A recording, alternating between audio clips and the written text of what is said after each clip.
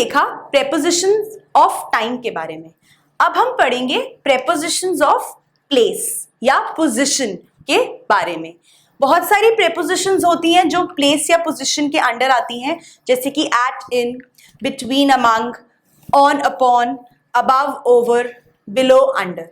इनका correct usage देखना बहुत ही इंपॉर्टेंट है। जब मैं एट और इन की बात करती हूं तो उसको हम कैसे यूज करते हैं, एक एग्जाम्पल के थ्रू देखते हैं।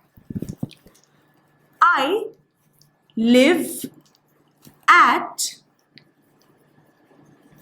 पीतमपुरा इन न्यू दिल्ली। जब मैं एक बड़ी लोकेलिटी की बात करती हूं और जब मैं एक छोटी की बात करती हूं, new Delhi is a state and Pitampura new Delhi का एक लोकेलिटी है, एक एरिया है। तो जब मैं छोटी लोकेलिटी की बात करती हूं मैं एट यूज करती हूं। आई लिव एट पीतमपुरा, जो कि न्यू दिल्ली में है, which is of course bigger than Pitampura, it is a state, I will use in. I live at Pitampura in new Delhi. इसी तरह अगर मैं जनरलाइज्ड नेबरहुड की बात करती हूं, जैसे कि आप यहां पर टेबल पे आके बैठ सकते हैं, come and sit at the table.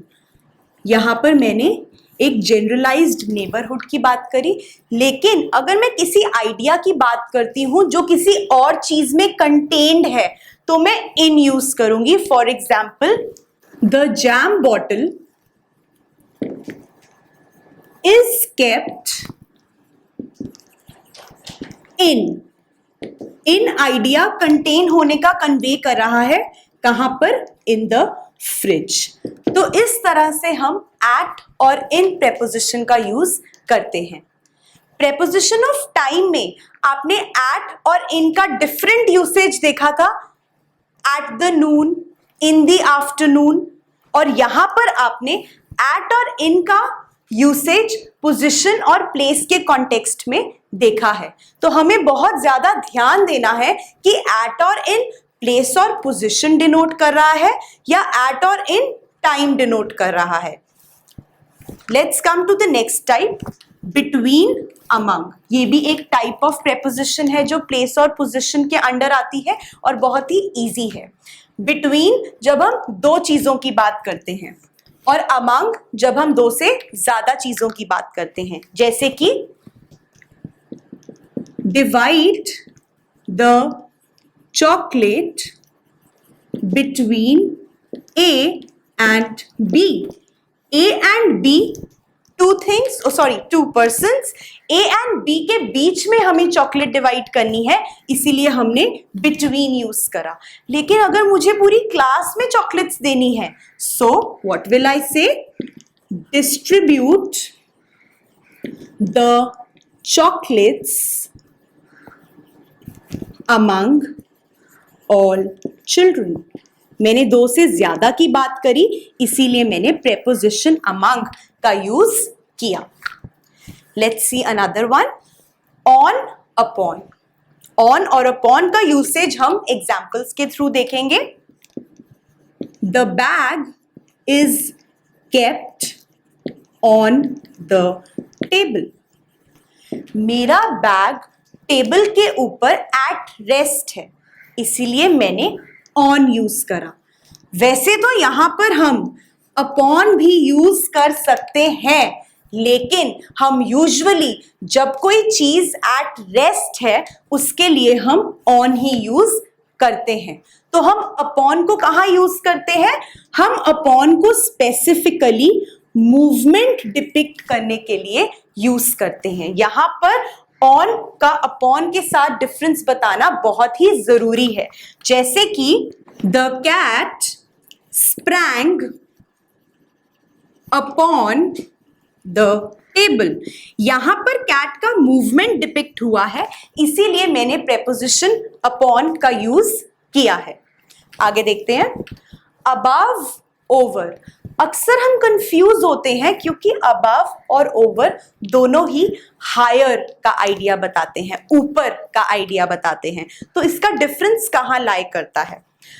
Over मैं यूज करूंगी जब मैं किसी चीज की अपने ऊपर एकदम वर्टिकली अपवर्ड्स की बात कर रही हूं। For example, the fan was over me. मैं खड़ी हूं, मेरे बिल्कुल वर्टिकली ऊपर फैन है, इसीलिए मैंने ओवर प्रेपोजिशन का यूज किया। लेकिन अगर मैं बोलूं the sun is above the mountains, यहां पर सन किसी एक माउंटेन के ऊपर तो नहीं है, राइट? माउंटेन्स बहुत सारे हैं और उनके ऊपर सन है, बिल्कुल वर्टिकली अप नहीं है, इसीलिए मैंने प्रेपोजिशन अबव का यूज किया।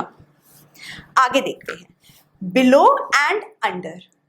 इसी तरह से जिस तरह से अबव और ओवर हायर आइडिया डिपिक्ट करता है, बिलो और अंडर किसी भी नीचे लोअर वाली चीज के लिए यूज होता है।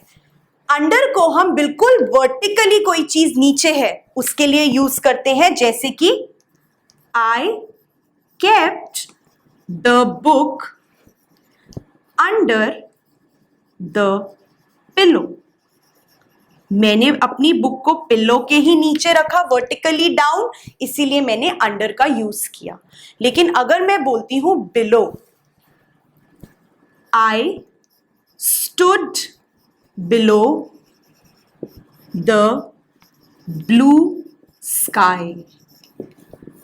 स्काई के मैं वर्टिकली नीचे तो नहीं खड़ी हो सकती, स्काई तो पूरा आसमान है, पूरा स्काई है, दैट इज वाई मैंने बिलो यूज किया। इस तरह से हम प्रेपोजिशंस ऑफ प्लेस या पोजीशन को यूज करते हैं। हमें बहुत ही ज्यादा ध्यान रखना है आइडेंटिफाई करने के लिए कि पोजीशन वाले प्रेपोजिशंस को कैसे यूज किया है, तभी हम उन्हें करेक्टली अपने एग्जाम्स में फिल कर सकते हैं।